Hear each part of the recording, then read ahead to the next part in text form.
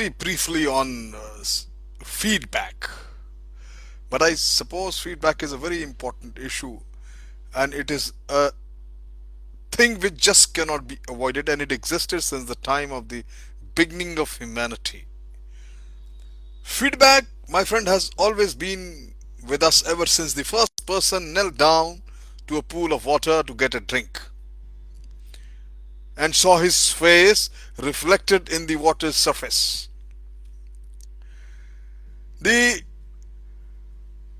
feedback is basically designed to help in modern days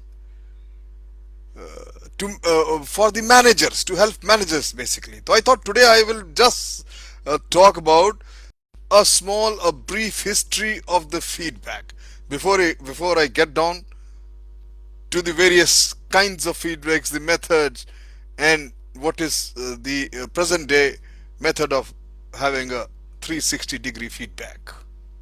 Feedback was basically designed, my friend, to help managers, you see, who didn't, and till to help them functioning until the middle, I say, the middle of the previous century. This process was followed. The feedback that matters nowadays,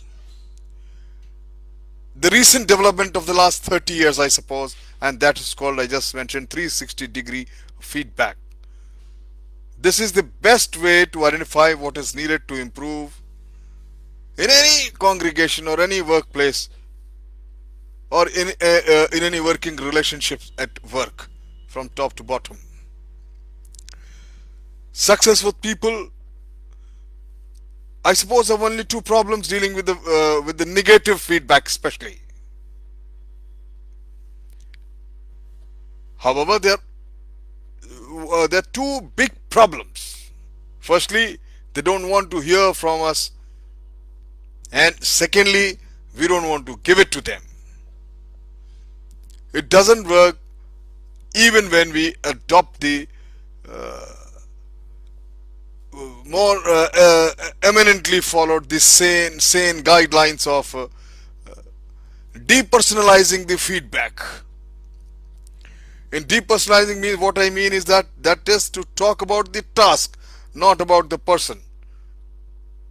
But my friend, this is just a theory. The successful people identities are often so closely connected to what they do it that it's naive to assume that they will not take personally when receiving negative feedbacks about the most important activity in their lives. They will not. Basically, we accept feedback that is consistent with our self-image and reject feedback that is inconsistent. If it goes along what we are thinking, where we are with our idea, it's acceptable. Otherwise, it's not. And it's also very easy why we don't want to give feedback. In big organizations, successful people have power over us everywhere. Or any organization, the boss is always a boss. Over our paychecks, our advances, our job security, everything they control. The most successful these people are, the more power they have, the more power they have.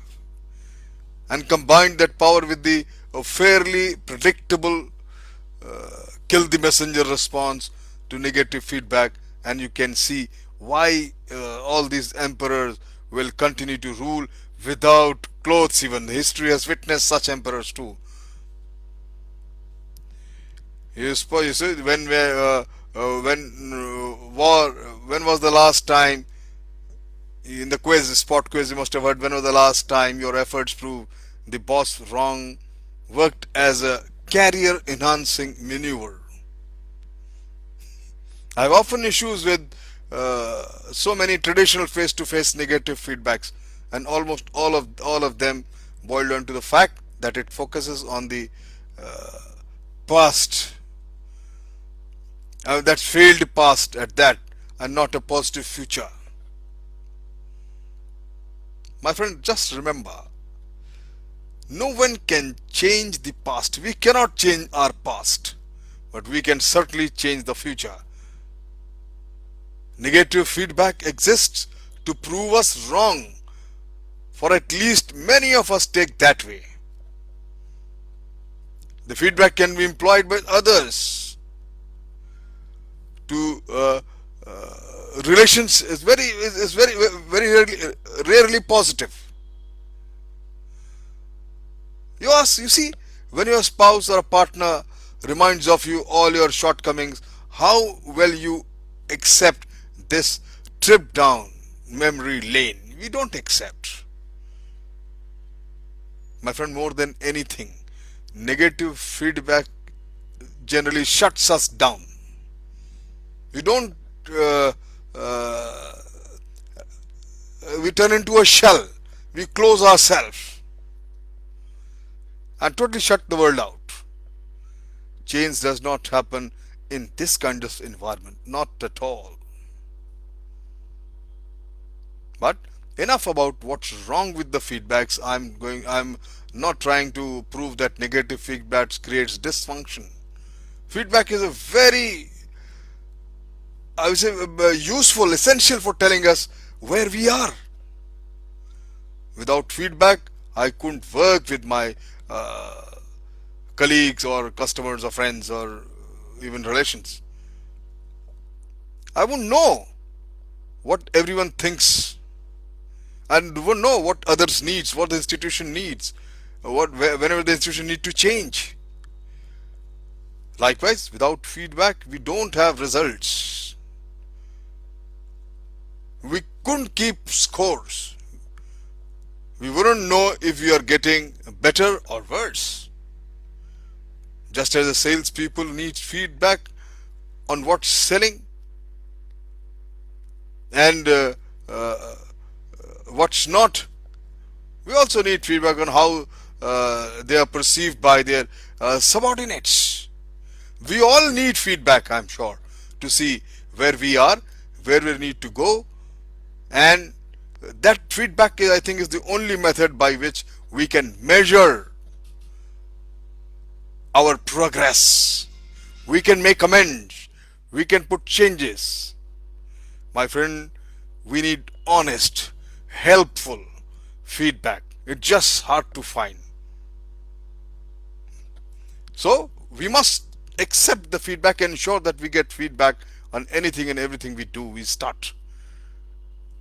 Tomorrow, I shall tell you how to do that. What are the various commitments in the process of getting a feedback. Thank you very much.